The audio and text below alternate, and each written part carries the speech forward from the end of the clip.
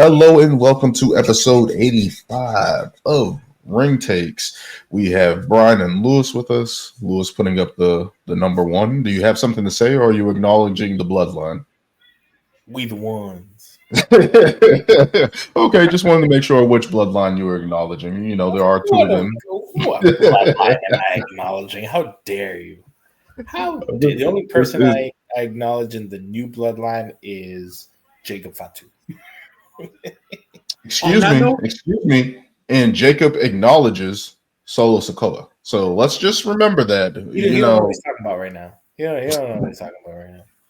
But this is episode 85. Build to War Games. We're in the month of November. We're heading towards Survivor Series, which of course means War Games is on the horizon. Let's get into it. WWE building towards Survivor Series War Games, especially with the bloodline, the OG bloodline, we should say, finally taking shape there. What do you guys first? Let's talk about that. Sami Zayn officially joining the OG bloodline after there was some controversy after he kicked Roman Reigns in the face at Crown Jewel. Yeah, what do you guys think about that? And that Sami Zayn officially coming back into the story and joining the OG bloodline. You can go ahead, Lewis. All right. Since you're putting up your hand all the time. Exactly. You just wanted to go first. All right. Sorry. So I like everything that's going on, but I think we kind of discussed this a bit. Like, it just feels like all this was just put together so fast just for War Games, which is like, if first and whatever, hypothetically, if like War Games was in like maybe a little bit mid-December, I feel like we could have got a better, longer. Why am I touching stuff? Storytelling aspects of this whole bloodline story, because it was just like, you know, there's no explanation for, you know, Sami Zayn being a crown jewel to come help, like, him being, you know, the hometown crowd favorite, and that was just kind of an easy way to get him in. But then, like, it's also funny to see how like Roman has barely said anything, and boom, you already got the whole OG group back together so damn fast within a matter of 2 weeks. You know, so it's like, I mean, I get it. You gotta build your PLEs, and hopefully we're gonna see more brawls, you know, leading up to Survivor Series. Oh, we're gonna get more brawls. And that's what we better get like nonstop. That's what I mean, my thing is that what they've usually done in these type of setups is kind of have tag team matches to kind of set it up. So you can probably have the Usos versus Tama and what's the other guy's name? Tongaloa. Yeah, they usually do that to set up the match. Why have those matches if they're all going to be DQ finishes? Like, what is the point? There's no sense. I mean, it's a way that you have to have the matches for who gets the advantage, right? So I mean, I guess that will make sense. Yeah. Yeah, but here's the thing: those matches aren't made to have winners or losers. They're just made to just tell the story going into the pay-per-view. So realistically, if you already know you're going to get DQ finishes, I mean, you're only looking forward to the match for the last last minute maybe. Yeah. Yeah, but as far as this storyline goes, I've been entertained. Having Sami Zayn come back in.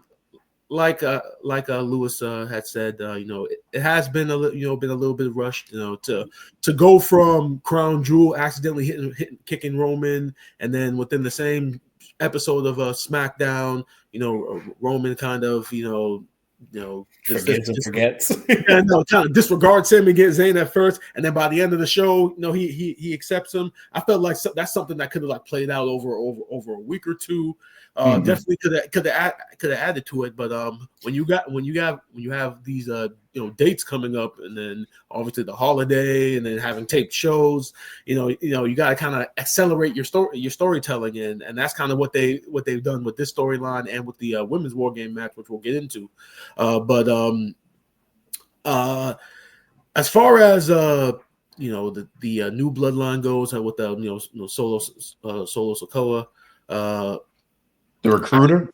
Yeah. That's who Solo is right now, the recruiter.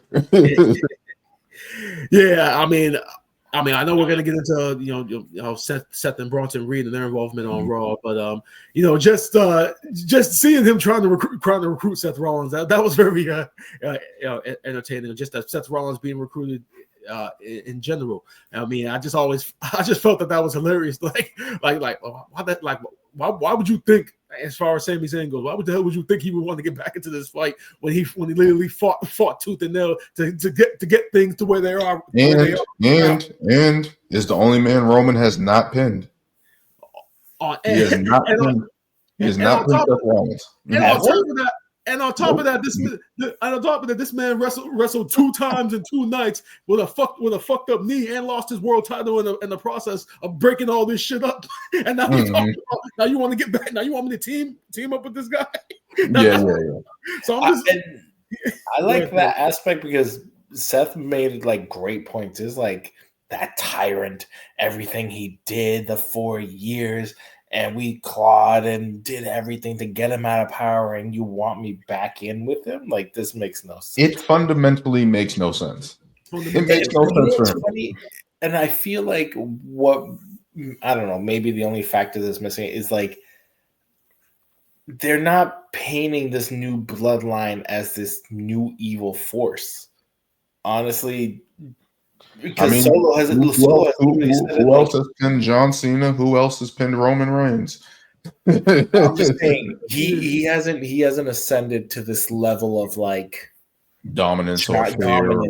Roman did during. He doesn't have the title. He hasn't been shot over. Exactly. He's not out here demolishing everybody, taking people out. You know, if it was that type, then you're like, oh shit, Solo might be worse than Roman. And I feel like they painted that picture. I feel like you want to know what it is? You want to know who painted that picture that we don't have? Paul Heyman. Paul Heyman added the aspect of that fear and scaredness. Yes, when he was being scared of Solo and we didn't know where Roman was and everything that they were doing, and he was scared for his life. He sold that. So without him in the picture, they took him out. So there was nobody to replace that fear. It wasn't like they turned around and beat up the Street Profits or injured Montez Ford or took out AJ. Well, they did take out AJ Styles, but it's like they didn't really keep building on that dominance. I get what you're saying. They didn't keep kicking ass, essentially. Because essentially they've just been facing off against Roman, Cody Rhodes and friends. It's like if you were to build up Solo in this group as more ruthless, like I think you're right. How Paul and everything describe them is like, these guys, you know what they can do, and you know they've been, you know, all these factors of like, why would you bring these guys in? They're ruthless, they're thugs, they're this, they're that. And it's just like, if they were out here taking everybody out, powerbombing people, putting through like backstage attacks, all this and that, and you're like, yo, they're legit running SmackDown, they're running the show. Like kind of like how Bronson Reed and Seth Rollins are kind of terrorizing Adam Pearce on his show. Like they're not giving Nick Aldis anything to like you guys got to be in line or anything like that. He isn't losing control of them, so it definitely does not help. So definitely. All right. So one criticism that I have is the fact that they are including Seth Rollins in this storyline. I felt that from the beginning, because since Solo, we kind of broke apart and became the leader of the new bloodline. We've kind of been predicting this match for months. I mean, there've been photos, there've been memes. I mean, everybody, including other members of the Samoan family that could possibly be in the match. So I always felt like Rikishi comes back. Yeah, exactly. I always felt that like this War Games match should just be blood and the YE family only. So, the fact that you are getting Seth Rollins involved, and because you never know if because storyline wise, you may think, what if Solo goes and recruits Bronson Reed? Just to recruit Bronson Reed, and then if that does happen, then Seth Rollins then has to join. Well, that's pretty much. Well, we can get into it, but that's pretty much why they've kind of set up the angle with Seth turning down Sammy at first, and then turning down Solo second. Basically, so I'm pretty sure that Solo's going to get involved in Seth's match against Bronson Reed next week. Yeah. So Yeah. But let me ask this though: do you think that if Seth Rollins does end up joining, do you think that dynamic will overshadow the original like focus of this storyline, which is supposed to be Roman against Solo? I think it does. I mean, everything has been overshadowing that. When you stop and think about it, I mean, that's the central key of this feud. It's really Roman against Solo. I mean, but I think that's always just kind of been a subplot of the bigger story, right? Because even when Solo, everyone kind of knew, like, as soon as freaking Jacob Fatu came up, everybody was like, "Oh, he should face Roman." That was instantly what everybody said. No one was thinking about Solo. As much as I like Solo, no one's thinking about Solo with the red shirt and the red shoes and the chain. No one's thinking about him. He's kind of just a pawn in that game. Yeah, but that was more because he didn't have enough wins and such. Because right when they turned him, he only had the win against John Cena, and then even months after when they were showing his ascent, he didn't have too many wins until he pinned Cody in that 6-man tag, and then he had a win. Solo still had that point, people couldn't believe it because he didn't have enough wins. Solo still had something. Yeah, he had his dominating presence of not speaking, being the the annihilator or whatever, or kind of the guy Roman feared in the group. Exactly, because whenever it was hinted at the whole, tribal chief, and you're like, oh shit, could Solo, what was that gonna look like? I think that I don't know. I think I expected more power, more dominance, and I feel like I don't know. I catch myself looking at Solo like when Sammy kicked Roman, and he's just like, look what you did, and it's just like all this. I don't know. Solo has this like other character side to him that I feel like they haven't tapped into. Yep, I do feel like they need to like let out more in some other capacity, because it was like, if you're not going to make him this huge dominant force, you either got to make him this huge like manipulator type character. Because of what, like you said, right now he just looks like a pawn. He's just like, he doesn't have anything. He just has the will follow him. That's it. Oh yeah, I'm the tribal chief.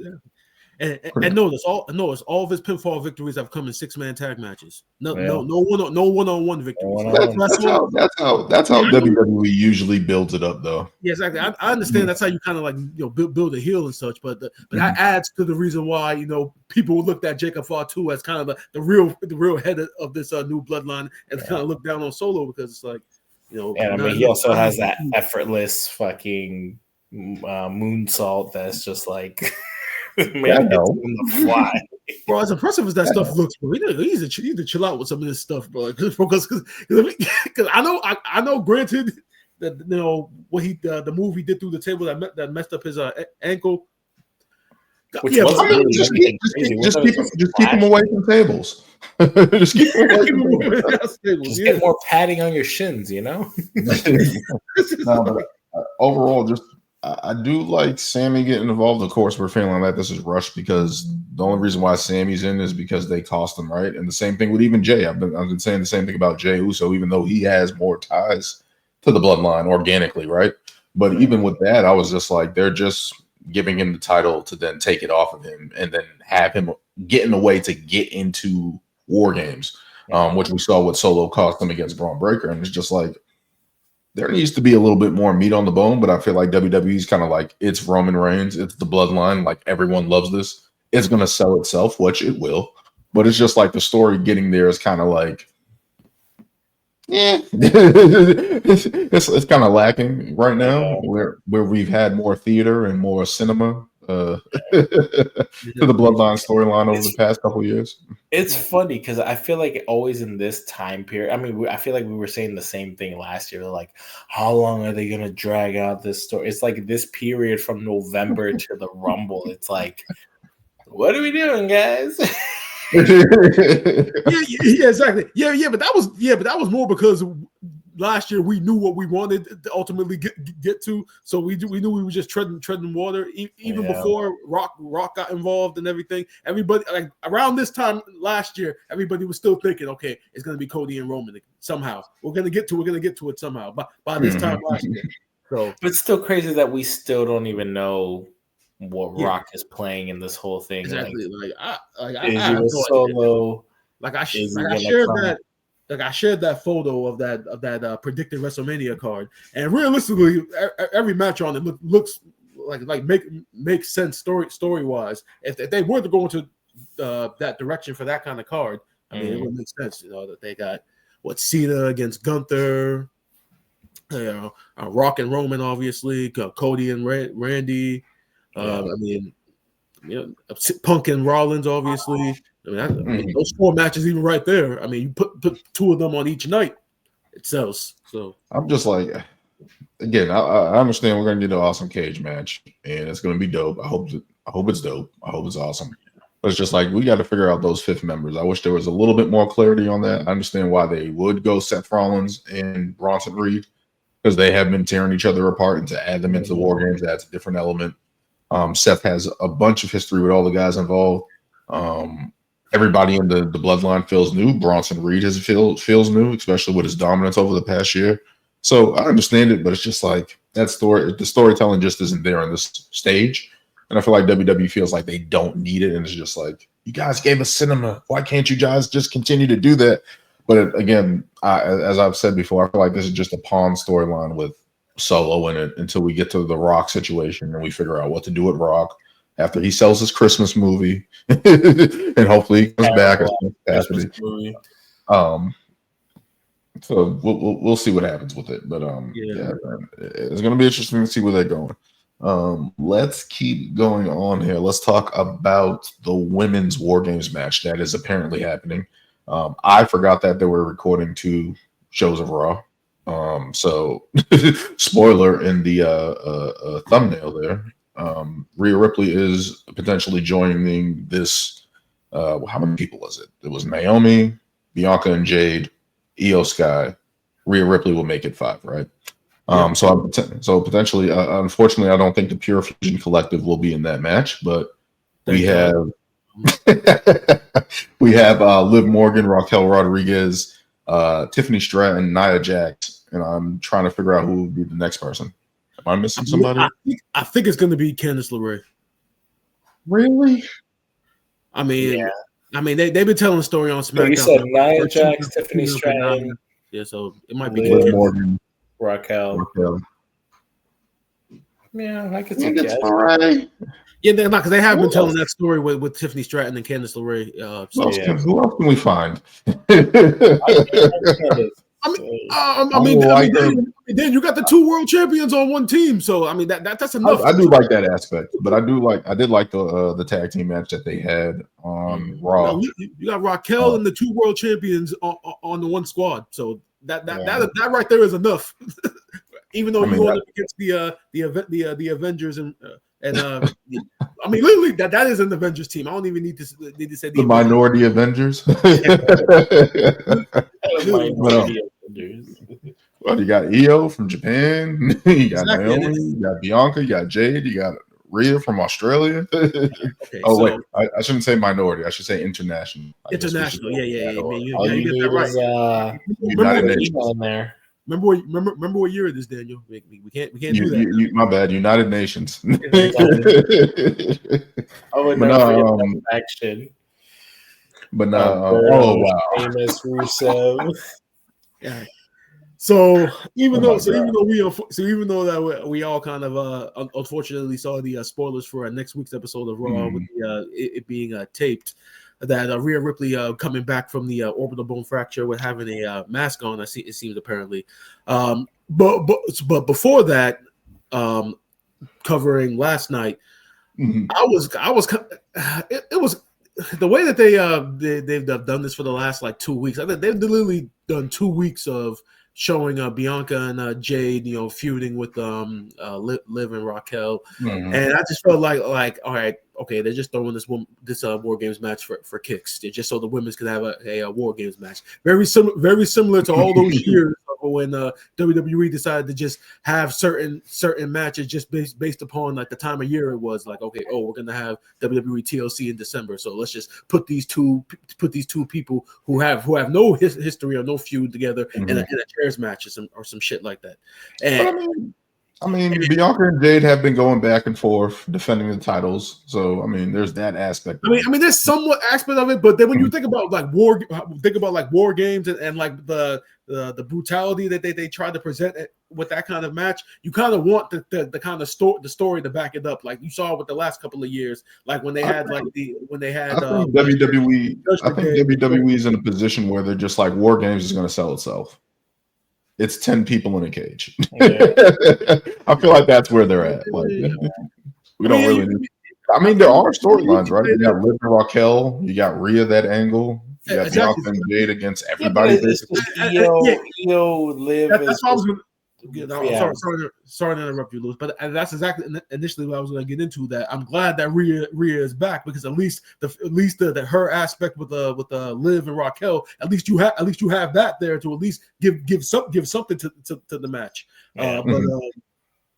But as far as everybody else involved, I mean, talent wise, I mean, it speaks for itself, especially on the babyface side.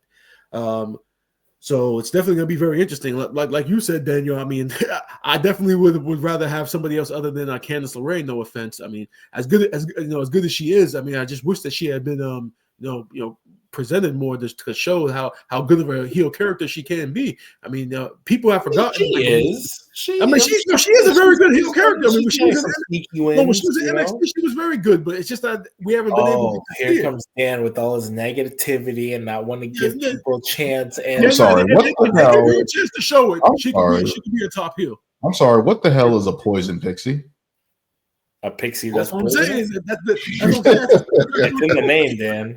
It's in the name. You have to explain. You need vignettes. You need the match. You need you don't. You need vignettes to explain that stuff so people can understand.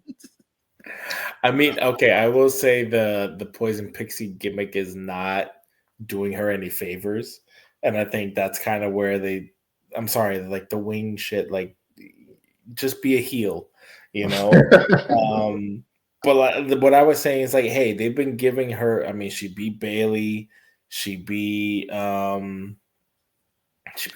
somebody else. She got a roll up win on, or whatever. To like kind of show that.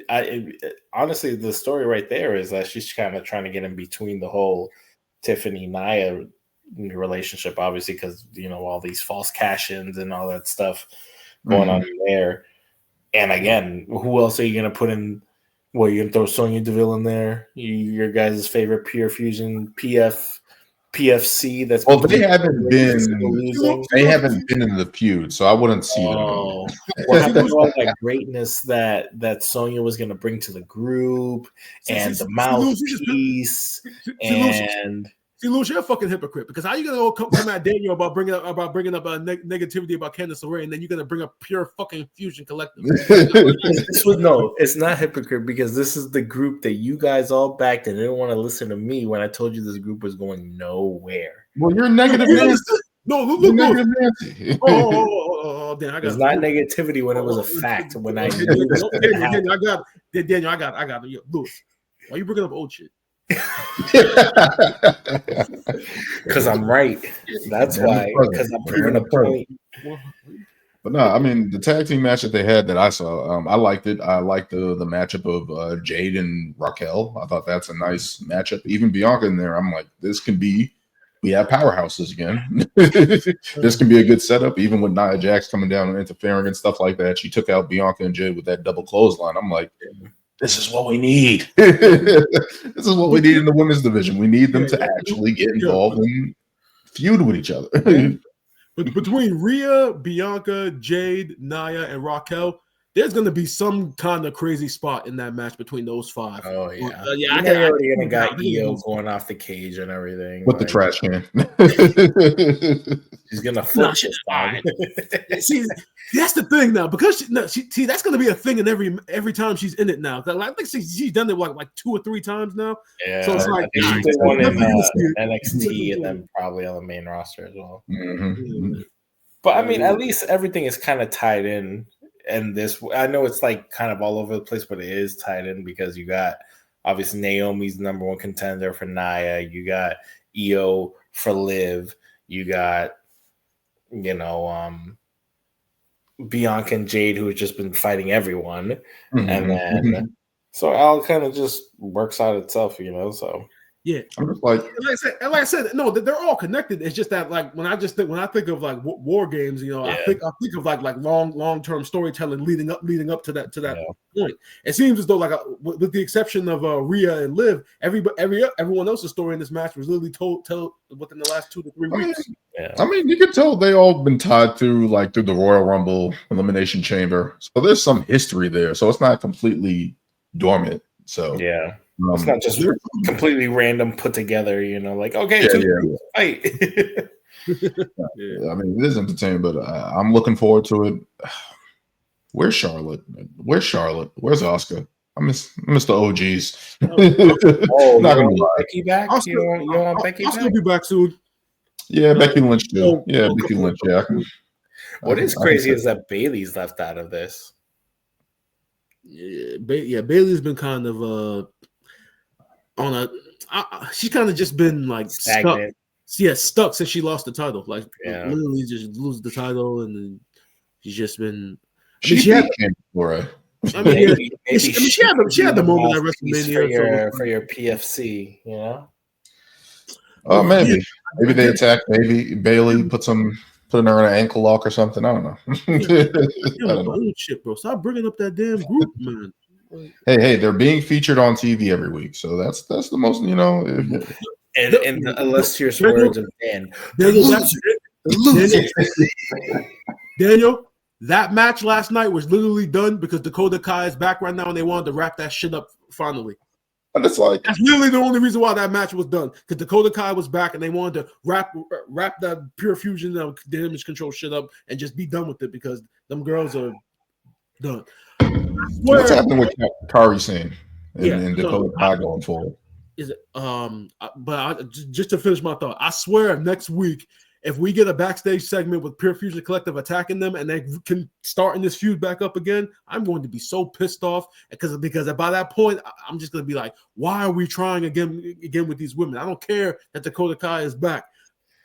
Brian, you don't want to see business, Brian. You don't want to see a backstage segment with all of them going, shoot your shot. Come on. Fake ass Bullet Club bullshit. shoot your shot. It can be so much better. You want to know who I blame? Triple H. Shitty booking. There we go. This is his first. That's his first miss.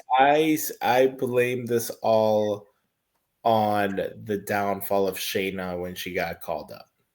She should have been. You didn't like her biting Becky Lynch in the back like a vampire? You didn't. No, I'm saying she should have been exactly what she was in NXT, and you would have a solidified champion right now. That never happened. You're stuck in this vortex of nothingness that will never. You can make that argument about a lot of talent that came up from NXT during that time. Matter of fact, all of that talent that came up from NXT during that time, it was the same argument. Literally stripping away everything that made them cool in NXT by the time they got to the main roster. It was ridiculous. Apollo Crews, especially him. Keith Lee. He should have never got called up in the first place. Nah, they didn't have a plan for him, bro. They just. You didn't like the Bearcat? Oh my God! Don't remind me, sir. Don't remind us about. Why am I bringing up old shit? Why you bring up that old shit? And the crazy thing about it sucks that like he has health issues right now. Because if he get the fuck out of AEW, go back to WWE now with Triple H. Triple H will take care of him. I mean, people forget that he was NXT North American and NXT champ at the same time. First one, like Triple H will put him back where he needs to be. So it's just unfortunate that he's dealing with the health issues. Now that I think of you guys bringing up Keith Lee, I'm like, what happened to Dijak? He got released, right? Yeah, he got released. And he's still talking shit about it. I don't know. He would be perfect right now for NXT. Triple H, what are you doing? I saw so much potential in that guy. I was like, from when he was first going against Keith Lee, I was like, why are we not usually? This man's like 6'6", like big as shit. doing these crazy moves. I don't know how he never snapped one of his legs, but he's over here. But he was able to work. He was able to work with big guys, little guys, different styles, and his gimmick. Yeah, especially the last incarnation of his gimmick to go from that T-bar shit and Retribution to actually rebuild himself and to have be the Dijak that he ended up being. Like, I don't understand like how he didn't get a mid-card title. You want to know what Triple H was doing? You wash your hands of anything that was Vince related. That's what that was. Mustafa Ali's gone, Dijak's gone, Mace and then Mace is gone. Mia Yim was the only one who made it. I'm calling it right now. 16 too. In like the next 2 to 3 years, they're gonna rehire Mustafa Ali. I'm calling it now. I mean, they're working with TNA. They're working with TNA, so it's not out of the realm. I'm surprised that they don't do something with TNA. I feel like the NXT is definitely getting Jordan Grace. Like once her contract's up, she's definitely going to NXT. She should. She should be in the Rumble. She's going to be in the Rumble again. That's going to happen. Well, she should definitely be on the main roster at this point, honestly. Mm-hmm. I don't think she should even go through NXT. There's a lot of they can do a lot in NXT with her. I feel like even if it's for a year. A little bit I've watched the NXT. Mm-hmm. Their women's division is stacked. There's a lot of talent. There's like 20 of them like right now. Yeah, after watching, you got the Jada Parker, Lola Weiss, you got the Julia, Stephanie Vacker, and then you obviously got Roxanne Perez, everybody. Kalani Jordan. You can just rattle the name. Nikita Lyons, who's a heel right now, which she's actually a very good heel. She's actually a better heel than she. I always catch NXT in clips. I gotta actually watch the show entirely. I gotta try to get in there sometime. I've been trying. Yeah, but it's like definitely something. I make it a priority now because it's actually been very good. It's actually something to look forward to. Like something like before Raw went to 2 hours, when it was 3 hours, like I used to like dread sometimes watching Raw because I knew that like that third hour was always rough. But with NXT, you can actually look forward to like each segment, especially if it's the women. And I think like the women main evented the Tonight Show too with the North American title with Kalani Jordan and Fallon Henley. So. Yeah, the division is. I don't know much about her character, Fallon Henley. I always forget. She was with that tag team, right? Yeah, they're part of that group, right? Brooks and Jensen. Yeah, Fatal Influence. Yeah. Mm-hmm. Yeah. Sounds like Fatal Attraction. The watered down version. Sounds better than the PFC shit. Hey, there's still hope. Those are your girls. Oh, there's still hope. Yeah, bro, it's done, bro. No, there is not. Just like I had hope for Almas. I'm just saying. But let's continue on. Dear God. Let's continue moving on here to Gunther and Damian Priest being set for Survivor Series. Basically, this match happened at not Crown Jewel. What was it? SummerSlam. SummerSlam. That's where Finn Balor screwed Damian Priest and all that. And basically, these two guys kind of on the same path, right? Just trying to be respected, bring credibility to the championship picture. Damian Priest basically stating, hey, if it wasn't for, I didn't know if I can beat you, but if it wasn't for Damian Priest, Finn Balor, who knows, right? So that's the angle he's kind of playing on. Gunther kind of cutting off Luger Kaiser from coming out. And Gunther is a heel, but I'm loving this version of him. And I don't understand it because it's like he's supposed to be this dominant heel asshole, but he's not that. He's just being a snob and saying I'm better than everybody and just basically playing up the old school type of heel. This is different than from what we've seen in the past, right? With other heels, right? Kind of conniving, manipulating. Gunther's just kicking ass, trying to bring honor to the title, saying he's the best. He's the heel in literally every situation. But to me, he's kind of like a baby face, right? In this role, right? Because he's not cheating. He's not doing anything crazy. But what do you guys make of this matchup with Gunther and Damian Priest? See, I really enjoyed this promo because I like what Damian was saying and the way it made Gunther look. because it was basically like he's like, I see, he's like, you've been getting knocked down a peg ever since you became champ. You fought me, you didn't really beat me.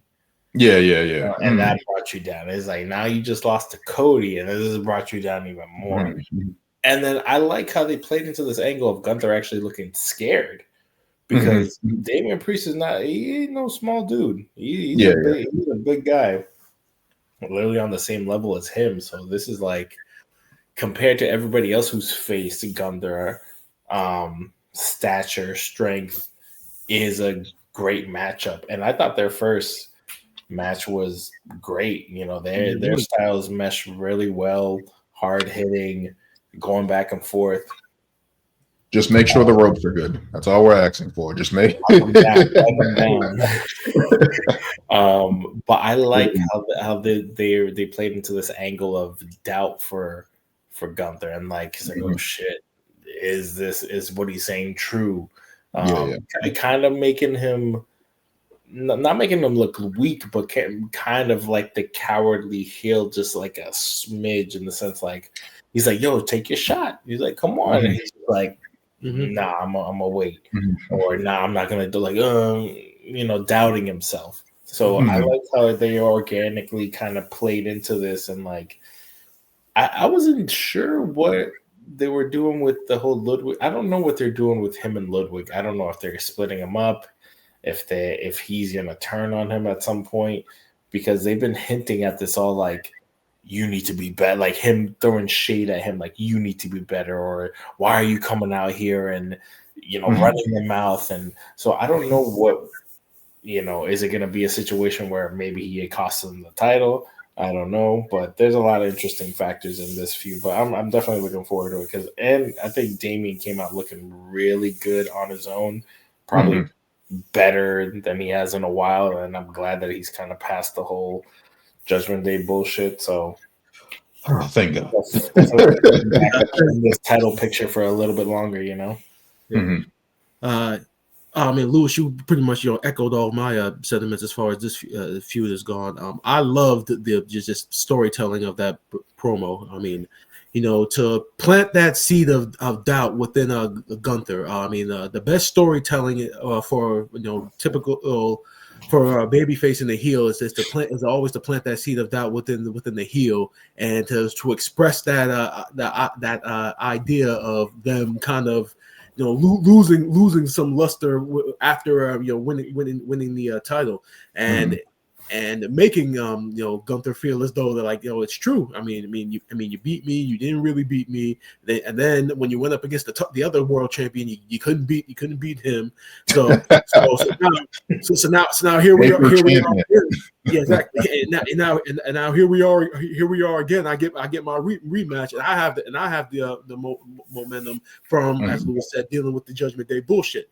So I love that interesting storytelling part of it. As far as now Ludwig Kaiser goes, I kind of want to see him at this point, break away from Gunther. I know they've been alluding to it for the longest time. I mean, I love his presentation, his presence on the mic. I feel as though that with the vignettes, they did do a couple of vignettes of him in the past, and I love the way that those were done, which made me believe that, like, if he could be a singles character on his own, he definitely has the mic skills for it.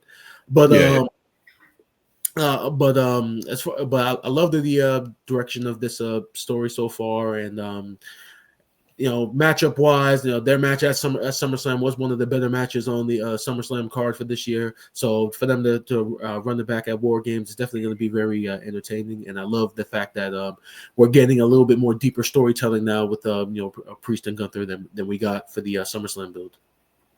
Because these guys are, again, just trying to bring respectability back to the World Heavyweight Championship, right? In terms of, hey, I want to do this on my own. I want to fight my own. Especially with Gunther putting down Ludwig Kaiser for coming out, running his mouth and getting involved, because it's like, even in the Cody match, we're seeing Gunther respect his opponents more, right? Where in the past, when he was the Intercontinental Champion, he was kind of talking shit about everybody. Like, you don't deserve to be in the ring with me, and that kind of changed up a little bit here. With Damian Priest, with Cody Rhodes going forward. With Ludwig Kaiser, I don't want them to pull him away from Gunther. I feel like they need to give him a singles push. And he doesn't necessarily have to be away from Gunther, but I feel like him as Intercontinental Champion with Gunther, that would be dope. And just have these guys as two mainstays of that division and stuff like that, and kind of getting involved in each other's matches and stuff like that. But we really haven't. Yeah, I like Ludwig Kaiser a lot in that role. But with Gunther and Damian Priest, these guys are two credible opponents. They can go at each other. And building up this feud, and especially with the doubt that's created by Damian Priest over the past week, I think it's a nice notch in the belt for Gunther and gives him a little bit more range as a character as well, because it's like, all right, now I got to try to step it up a little bit more against these credible opponents. I have to step it up against Cody. I have to step it up against Damian Priest now. I like it's not just like him beating up all these little guys. He's actually facing someone on his size level, which will be awesome. I'm loving the way that they're building up this. And another Easter egg, Damian Priest was wearing a Bad Bunny t-shirt. That's all I'm gonna say. Yo, that's all this shit again, bro. That's all I'm gonna say. I've been saying it. I'm just saying it. It's gonna happen. It's gonna happen. I mean, it can happen now. I mean, Priest is gonna be pushed as their next big baby face. So now if Bad Bunny comes in, it all makes sense. I mean, shit. You want to know what, Brian? What is it that you don't like about Bad Bunny? Let's piss off. Are you trying to piss off Puerto Rico? Is that what you're trying to do? No, it's not that I dislike it. It's just that at the time, you don't like the semi. You don't like the Trump. I mean, you guys have been presenting this idea since when Priest was a heel. When Priest was a heel, this Bad Bunny idea was being brought up, and I felt like too much had happened. But now, like a year or so later, now that you see that Priest is being pushed as a huge baby face, now you bring in Bad Bunny. At least it'll make sense. Like. Maybe this is just the breadcrumbs of alluding for Bad Bunny at the Rumble. Possibility. Wait. Bad Bunny's going to travel to Indiana? Huh? Bad Bunny's going to travel to Indiana? Why not? Why not? I'm sure Indiana has a huge Puerto Rican population there. Okay. It might be Dominican. I'm just saying. No, when I saw that I was like, why? Okay, the Puerto Rican, but then I saw Bad Bunny. I was like, what does that say? And it was the tour shirt, and I'm like, that's not worn for a reason. Maybe there's a tag team match in our future, or interference. Gunther and Ludwig Kaiser versus Damian Priest and Bad Bunny. Maybe. Let's go.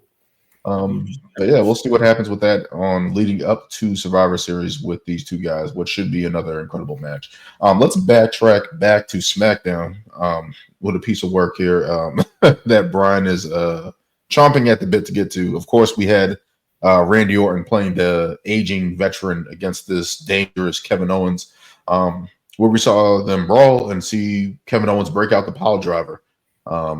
Which is leading to more intrigue with this matchup and kind of prolonging this a little bit, of course. This feud between Randy Orton and Kevin Owens. What do you guys think about that? Well, Brian, let's start with you. What were your takeaways from this? Okay. All right. So I watched this spot, just like we all did. And when I saw it, I thought, oh, this is great storytelling. You haven't really seen a pile driver done on WWE TV in I don't know how long since I think like Cena and Punk did it in a match. Yeah. That's 2000. That was 11. Like 13 or 12. 13 or some shit. Yeah. So you're talking about almost damn near over a decade of not seeing a pile driver. So that kind of adds to it. So then when you actually see it in the spot, it just adds to the story along with Randy's back injury. So tells a brilliant story, and I'm very interested to see what's going to happen, moving forward. If Randy Orton's going to be out for a couple of weeks and eventually come back, or something else. But I'm looking forward to that. My main concern with this match was the people that were criticizing the spot from the standpoint of, how does a pile driver take somebody out, and why is a pile driver so dramatic? And my whole thing about that is this: like, and I know it's the majority of people who will either watch AEW or just independent wrestling in general. You cannot watch WWE programming with the independent wrestling mindset, because when you do that, you completely miss the whole storytelling aspect of it, in my opinion. Like Louis had mentioned before we got started recording about AEW. I think I saw a Facebook reel when a match between Penta and Orange Cassidy, where like within the match there was a sequence where like they hit like 4 Canadian destroyers between them, and they still kept going at one another. And then above that clip was the pile driver that Kevin Owens gave Randy Orton. with somebody saying, "Wow, a pile driver can do this," and I was just so annoyed when I saw it, because it's just like you can't have the independent wrestling mentality when you watch WWE programming, because then you don't understand the storytelling aspect of it, and you're just focusing on the moves instead of focusing on the fucking story. And shit like this is the reason why AEW is where it is right now, and why WWE still has this trending momentum. And it's also the reason why their A show, ratings-wise, lost to the third brand of NXT last week, because again, people hey, don't piss off Dave Meltzer. Don't do that. I don't give a fuck, man. He can keep sucking Tony Khan's dick all he wants to, with all his tweets and stuff, being hypocritical as shit, saying, always giving excuses when AEW loses, but then when WWE comes up short, then he wants to bring up the facts and figures, but doesn't want to do the same shit for AEW. Demographic. 18 to 49 male demographic. But the point is, this is why in professional wrestling, why storytelling will always be valued more than just moves in of themselves. Because people barely even remember, Penta and Orange Cassidy doing those 4 Canadian destroyers, because every week on AEW it seems like you're seeing a match where guys are defying the odds of physics and kicking out of certain moves that they shouldn't be kicking out of. But I just wanted to just come out and let that out, because it's very annoying when people watch shows to kind of like hate watch them. It's watching to compare instead of watching to be entertained. I hate when people do that shit in professional wrestling. So that's why. I mean, Brian, is a Canadian destroyer on the same magnitude as a pile driver? I mean, Adam Cole used to do that spot in NXT all the time. I mean, in No Mercy, that's a light move. That's a light move. You didn't have to hold four of them in one sequence, though. I understand one. Okay. 4 of them in one sequence. Where's the psychology in that? Again, this is my thing, because it's adrenaline. They're pumped up. They're ready to go. No, but let's talk about the pile driver for a minute. Let's just add into the fact that Randy Orton has had spinal surgery. He has neck problems. He has collarbone problems. So he has all these problems, which adds to the move happening. Yeah. So there's that aspect. Kind of similar. I don't understand how they don't see that, but they'll sit there and sell the Tiger Driver from Will Ospreay on Daniel Bryan. Like, you should be able to see the correlation between a man's injury and a big move like that. But that's just marks on the internet. That's just stupid fans on the internet, because anyone can see, especially that the fact that the WWE's even allowing a pile driver again to set up a story, that should speak volumes, right? That alone should speak volumes. So getting from that standpoint, especially with Randy, who we've seen come back last year's Survivor Series, and really been a vocal point in the wrestling and been battling with the RK, Kevin Owens and Cody Rhodes and things of that nature. To see him go into this storyline with Kevin Owens, who, again, I've been saying for the past year, ever since Kevin Owens was traded to SmackDown, he needs something. He needed something, and this is something that he can sink his teeth into, rather than just weird storylines and things that are not going anywhere. This actually helps. So to see Kevin Owens in this role, awesome. Probably the best version of Kevin Owens is the heel version. So to get that aspect of it is dope. So hopefully we get a banger out of this sometime. Maybe they're going to push it off to the Rumble. I'm thinking they might try to do that. That's 3 months away, so I don't know how they're going to do that. But that's clearly they're doing that injury. I don't think Randy Orton's going to fight at Survivor Series. I don't think that's going to happen. And one thing I like to add is that as much as like Brian mentioned and what like we discussed, like, yes, we see the pile driver so much in AEW, but WWE also has a history known for the pile driver as like seriously hurting people. Like, you obviously got Owen Hart, Stone Cold situation. You got other, mind you, this was back in the 80s where it was more hard hitting and stuff, but that move did cause a lot of damage to certain people in those situations. Now, obviously, they know how to protect themselves and do the move right where they are, and which I don't know how they still don't hurt themselves. Break their necks because your head is still down. Hitting your spine, your body weight coming on your neck, pressing. All that. Like I was telling Brian, like you got people doing pile drivers off the turnbuckle and stuff, and I'm like, that in itself is ridiculous. and kicking out that one. No. Or two the minimum. Not off the turnbuckle, Brian. Come on. No. Don't shit on AEW that much. No. You haven't been watching. Okay. They have a pay-per-view coming up in a couple on the 23rd. You'll see. I was referring to the MJF Daniel Garcia spots. Okay, yeah. All right, so that angle. Yeah, okay. Yeah, okay. And that's it. Okay. I haven't seen these new Daniel Garcia was actually out for an extended period of time, so that was an angle. So I'll give them that. That made sense.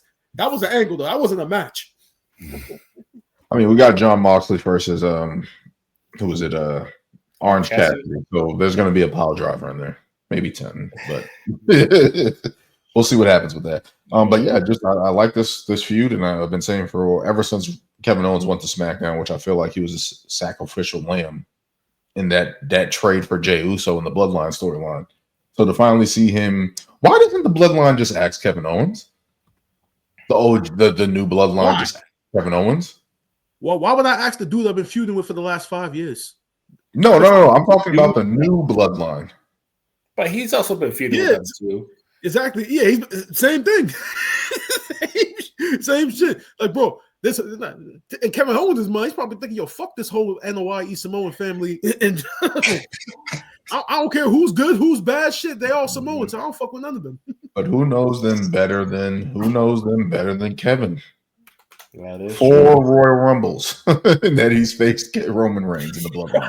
I still cannot believe that's a stat, bro. Like, at least right, man. But no, we'll see what happens with that, man. Let's get into the rest of Raw. What do you guys think about the New Day friction? Xavier Woods costing Kofi Kingston against Pete Dunne, and another miscommunication build that they're building up, of course, to this 10-year anniversary of the New Day. Lewis just wants it over with. I just want Big E back, honestly. This is we all do. Forever. Mm-hmm. It is. Long-form storytelling, Lewis. Way too long. It's an anticipation thing at this point. It's like, how many more times are you gonna have miscommunication? But I'm guessing we're probably getting 2 more weeks of it, and so drag it out. All I can say is, please, I mean, I don't know. I was reading a report. I didn't really read it, but I skimmed something where they were like, when the anniversary episode happens, probably Big E's gonna come back. Not come back, but like obviously will show up, obviously, for the episode for their anniversary. And hopefully maybe that'll it won't be a sense of Woods turning, but it'll just be a reuniting, and bringing them back together, which honestly is not what I'm looking for. I kind of want, like, if you're putting all this effort into hinting at a heel turn and you don't pull the trigger, it's kind of like it's a swerve that I don't know if it's gonna pay off. I want Xavier Woods to be heel. I do too. It's time. He can play a conniving, manipulative heel. He has it in him. Yeah. And he could be like I honestly see him as the leader of his own group. Honestly, I see him. Whoa. Are you saying he wasn't the leader of the New Day with Francesca the Trombone? Are you saying that? Do you? He was the mouthpiece. Yeah, he was the mouthpiece. Yeah, I mean, I think he's the oldest. I think he's actually the oldest member of the group too. Oldest. That's wild. I think he is either. I think it's definitely either him or Kofi though. It's definitely not Big E. I thought it was Kofi. Kofi's older. He is. Big E's kind of old too. Kofi's been in the business way longer than Woods. Oh, in WWE, but I think, no, I'm pretty sure Kofi's older than all of them. Let me look this up. Nah, this is interesting. Hold on. Kofi's a veteran. I mean, not just like wrestling years, but I'm pretty sure in age, he's the oldest one out of all of them. Isn't he? Oh, wow. Well, I was wrong. We were both wrong. Actually, Big E is the oldest member. Really? Yeah, I'm like, Big E's kind of old too. Yeah. How old is Kofi? Mm-hmm. I thought Kofi was at least in his 40s. Might be late. Hold on. Yeah, hold on. Nah. You're right, Lewis. It is Kofi. I'm like, I knew that. Yeah. Big E and Woods are both 38. Kofi's 43. Yeah, you're right, Lewis. Damn. I'm like, Kofi was in the early 2000s already wrestling. These guys are just starting. But yeah, man, I don't know where they're going with this, but I want Woods to turn heel. I want him to be conniving. I want him to be an asshole. I wouldn't like. There's more meat on the bone with that, and we haven't seen it. We really haven't seen it outside of the New Day. I mean, we're already getting the hints of it. The whole like we don't need to be involved in other people's problems and doing all this, getting our asses. He's right though. What? He's right though. It is. I mean, that, and that's where this whole heel, it seems like he's at a crossroads where he's like, yo, let's just focus on what's best for us.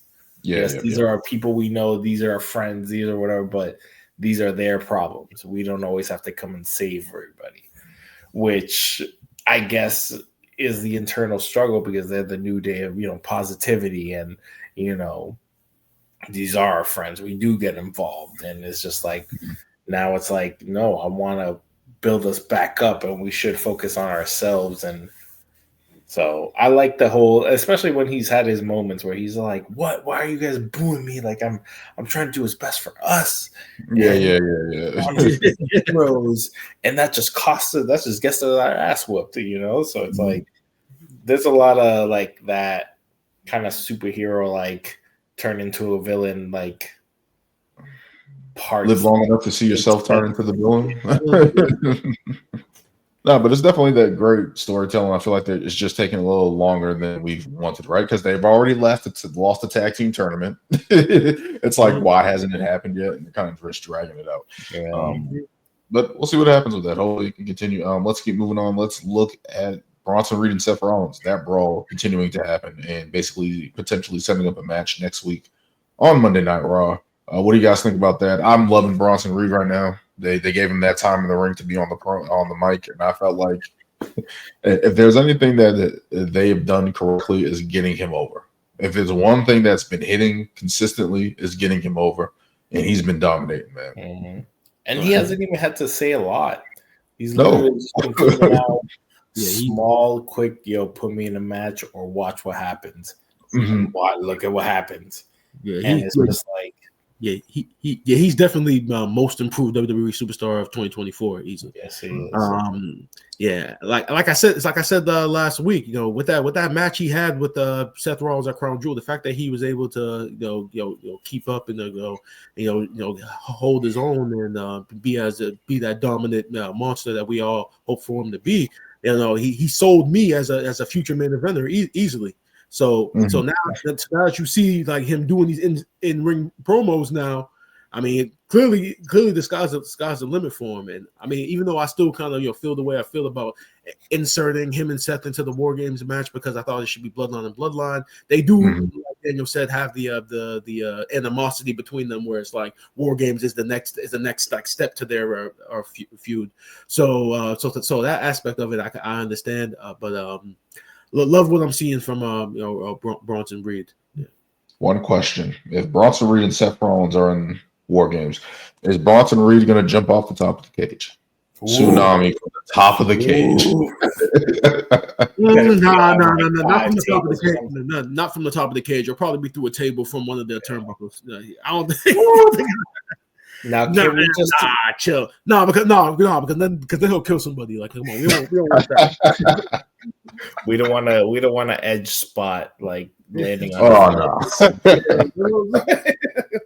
Yeah, I'm just saying. I remember Fully Loaded 2000. Rikishi jumped off the top of the cage onto Val Venus. Exactly. I remember that. Exactly. They killed somebody. Now, can we just agree that my wrestling mind is projecting all these great things? I was right about Pure Fusion Collective, and I was so right about Bronson Reed. It's just like, nobody was against Bronson Reed. But who was backing him up and saying like, "This"? Yeah, that's your guy. But none of us shitted on that. I'm not saying that. I'm just saying I knew he would get to this main event, to this next level, and you didn't know. It came faster than expected. No, because I thought he was a beast when he fought Gunther. When he fought Gunther, that was just kind of like a. It was just. I thought it was a setup. I thought it was a setup to another match. That's what I thought it was. But it didn't. They didn't. They kept that away, and I don't understand why. But I don't know who had the idea. Was like, you know what? Go take out Seth. I thought it was a great idea because he was building his way up, but it's like this was the step to get into the upper echelon, being that main event factor. So, definitely proud of him. Are we going to talk about the Pure Fusion Collective? No, we can move on. What else? Like I said before, short and sweet. That match was just done because to show Dakota Kai is back, Damage Control's back together, and like I said, we better not get a follow up to that on next week's episode of Raw. No backstage segments, no nothing. Just move on from it. Be done. Maybe they'll recruit a new member that'll solidify their group finally. Maybe a Lola Vice, there you go. Oh no, don't do that. Now you're wishing the worst on a flourishing top prospect. What do you mean? She has that mixed martial arts background, just don't do that. WWE, if you're listening, do not do that. Please do not do that. Please, just don't do it. Even though she just lost to Jada Parker, but it's okay, Maybe that was the way to write her off NXT to send her to the main roster. Being part of a losing group. I'm saying that's not a promotion to the main roster. That's a demotion to the main roster. Demotion. You've been brought up. And you got brought down. You kind of got brought up but you got brought down while you went up. Like Enough ragging on the Pure Fusion Collective. All right. That was the other storylines for Raw. Let's get into our preview of the GOAT tag team bracket. Let's add to the stage there. We've been battling for the past couple of weeks. We're going to save it for next week's show. We have the finals. We have two Attitude Greats, the Dudley Boys versus the Hardy Boys. We're reaching the finals here for our tag team bracket. The Dudley Boys have beaten the Hart Foundation and the New Day to get to the finals. The Hardy Boys had beaten the New Age Outlaws and the Usos. I was surprised about that and hurt by that decision, but we are here. We have the Dudley Boys versus Team Extreme in the finals. Can't wait to talk about that next week. But what are you guys thinking about this matchup here between these two teams that were Attitude favorites and have traveled many promotions, won many titles in different promotions, and have set their mark on the industry?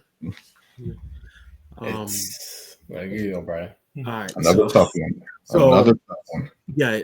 So I've been thinking. So I've been actually been thinking about this matchup, and literally, I've been like Vince McMahon with his booking of Monday Night Raw within the last couple of years he was there, where it's like he's they were reporting how he would rip up scripts literally an hour before the show and come up with something. That's literally how I've been with this. It's one day I wake up Dudley's, and then I'll start thinking about what the Hardys had done, or a specific moment from the Hardys, and I'm just like, oh, they're definitely above the Dudleys, and then vice versa, then back and forth and back and forth, and then the feedback I've been getting has literally been like right down the middle, so it's going to be very interesting.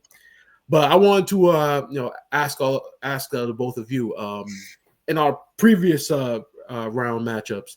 Have there been any decisions that you guys have made where that you wish you kind of would take back, or do you feel as though that we have the two proper teams in the finals? I don't think I'd taken it. I think there's just like Dan said, like with the Usos, I think it's just like they can be in the finals. They could, because of just the impact they've had. I think it's a generational thing. Because obviously, if you have this generation, they grew up with the New Day, they grew up with the Usos, and then like, how do you not have them? But it's like, this is the generation we grew up with all this extreme, all this innovation. You wouldn't have these teams without these guys. So.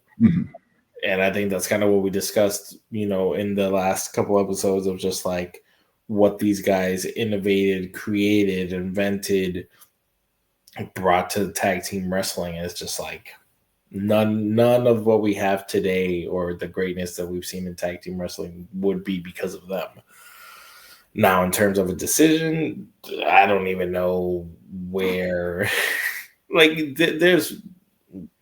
I don't know. They're very similar in the way that they've did a lot in WWE, but then done a lot out of WWE, done a lot singles careers wise. So I honestly don't know where the deciding factor is going to land. That's going to be. You still have a way to decide. So there's still time. No, I know, but I like thinking now. At first, I think I was leaning one way, but now I'm like, what is really is it just title wins? Is it now it gets tricky because we know the Dudleys have more title wins, but the Hardys are right there as well with title wins. So exactly, and are still going as we speak. So that plays a role too.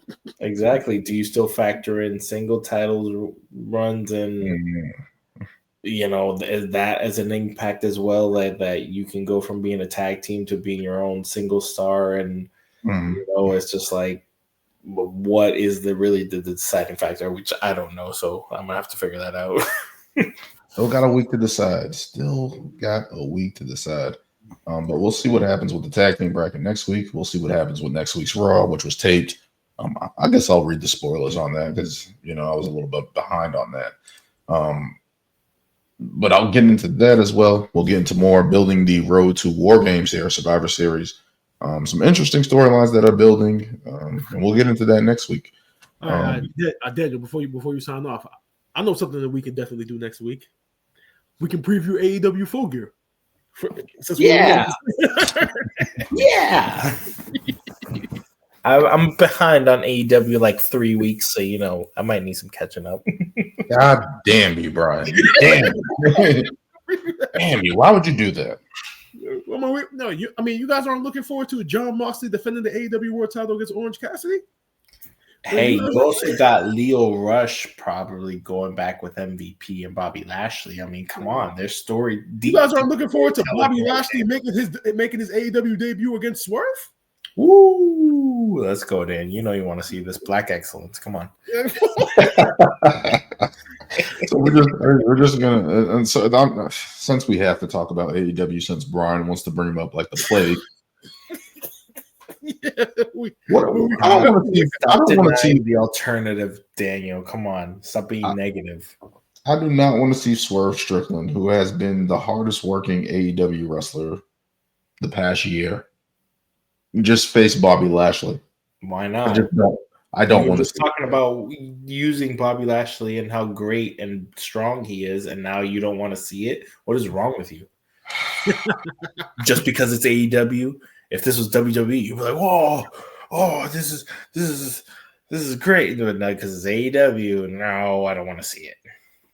Right? We're not sticking up for AEW. We're not doing Why? I refuse Why to. are we hating on the alternative so much? I refuse to. You don't even watch the product. If it's not your cup of tea, that is perfectly fine. You mean this product that's so great that's losing to NXT WWE's third show? That is only 5 years old. How long has WWE been in business? Since the 80s. Before that. See, Lewis, those are facts, but the only reason why it makes it more difficult is the fact that when you do all that shit talking in the beginning, when they did initially start having success, when you do all that shit talking that they were doing, talking about WWE and all that stuff, and then we fast forward to now, that's the reason why people don't have sympathy for them. That is my one gripe with AEW is like you can't go after the top dog when you're not on that level. Yes, you've grown and you have your fan base and you do things your own way. Yes, you might focus on wrestling more, but you can't be over here saying we're the best, we're this. Yeah, which I mean, hey, you gotta believe in yourself, right? But to still focus on them so much and throw shots and shade, it's not necessary. And then you got this man over here on Twitter, and those are just the minor. It was. Yeah, but that's what I'm saying. But there was a point in time, like when they first came out in 2019, for like their first like year or two, they were a harder product than WWE when Vince was still booking and he was doing like Roman Reigns and Baron Corbin with dog food being involved. Like during that time period, that's when AEW debuted, and they were the harder brand at one point. Then, so can we say this? If it wasn't for shitty booking by Vince, WWE it wouldn't even be close. It wouldn't have been even close. Pretty much, yeah. You just said a man had dog food in this day and age. Exactly. That's I guess it's a callback to British Bulldog, but no. Exactly. That's literally what I said. Literally what I said. Vince McMahon leaving WWE was the worst thing that could have happened to AEW. Literally. Yeah. I don't understand why Vince didn't just go to AEW. Imagine that. Yeah, you would have had controversy, but it would have created a crazy amount of buzz. Him and Shane. Where's Shane? Could you imagine Vince buying AEW and then be like, "It's me, I'm back." see, again, Daniel, another reason to tune into AEW. Why we should preview AEW Full Gear, because you just mentioned Shane McMahon. We might get a Shane McMahon reveal in the main event of that show. Oh my God! Please, God, honestly, he's behind John Moxley. Yeah, honestly, they need. Hey, there is a mystery. Well, I don't know if it's really a mystery person, but he's been hinting at all this. You know, who's been forcing them to do all this reckless, power control shit. Are they retro? Are they retro? LeBron, just answer this for me. Are they more Retribution or NWO? Retro. Well, where's the gauge on John Moxley's group? What are they? Are they not the Blackpool Combat Club? Are they? No, bro. No. This is supposed to be the top storyline. This is literally a lesser version of the NWO and Sting, pretty much. That's what they're going for. Yeah. Literally. So Sting is gonna come back? Nah. Sting had his. So really, Orange Cassidy's supposed to be in the Sting role, but really it should be Darby Allin because Darby Allin was with Sting. So I don't understand that, but that's my opinion. I mean, I like what they're doing with Orange Cassidy. How they're like, and he even says that he's like, "Look, I'm not a leader, but I'm still gonna do what I need to do and step up to this role," which I think is gonna help his character a little bit more. Mm-hmm. So, and what if he wins? That would be pretty sick. He's not going to. No, he's not going to win. And if he does, that just goes to show you how shitty that storyline is, because it's like it's supposed to be a top storyline and people really don't care because they know what it looks like. It's like this is the end. This is literally a lesser version of the NWO. And literally, if you don't have Shane McMahon coming in, who's really gonna really? But that's the only thing I don't get. Why? I mean, unless he's gonna come and preaching some crazy shit, but it's like, why would John Moxley be listening to Shane McMahon? You know, it has to be something that's so concrete and believable that why would you have someone like John Moxley being like, all right, Shane, I'm going to listen to you and follow you. And because he's the heel. He's the evil guy. He's a McMahon. It's a McMahon in AEW. Think about that. But you go from someone who left a McMahon because of terrible booking to then follow another McMahon just because I don't know. It doesn't sit well with me, but I don't know. I think it can work. I think that can work, even though we weren't supposed to even talk about AEW. I'm going to give them some credit here. If Shane McMahon comes out as the what do they call them? The benefactor. The benefactor, not the anonymous GM. No, it's Hornswoggle. Is that who the anonymous GM was? That's what they revealed it to be. Yeah. Oh my god, I remember that crap was so. Stupid. I don't think I even saw like what. That's why I asked because I remember that week to week. I think it went on for like 2 years or some shit like that. And I quote, like, that's when everybody started hating Michael Cole. Yeah. Shit. Yeah. Wasn't like didn't the lights blink or whatever? Yeah. Doo-doo. It was so bad. Terrible times. Terrible times. Thanks, Brian, for extending the show an extra 7 minutes for talking about AEW. Thanks for that. Give the alternative a chance, Daniel. No problem. Next week, TNA. I would rather talk about TNA. I want to talk about TNA. I want to watch TNA. If I knew where I could watch it. And then the following week, New Japan, when we'll make it a segment. And after New Japan, we'll cover GC. We'll cover GCW. We'll talk about Nick Gage. We'll talk about. Is he still wrestling? Yep. Still going strong. I don't know if I have the bandwidth to get to all the way to I can't watch that I can't. GCW. I don't know if I have the bandwidth to find whatever channel they're on and locate GCW. And I'm sorry. No disrespect to those guys. I'm pretty sure they work hard. Yeah, they do. But I'm not doing it. Out of respect for my brain cells and sanity, I'm not going that far down the deep end. Yeah, and then maybe one day we can cover the NWA on YouTube. All right, Brian. All right, this is where I end the show. Remember, guys, always kick out on 2. We're not going through every promotion in the country, dude. MLW 2? Come on now. Oh yes. We'll catch you guys next week. Thank you, guys.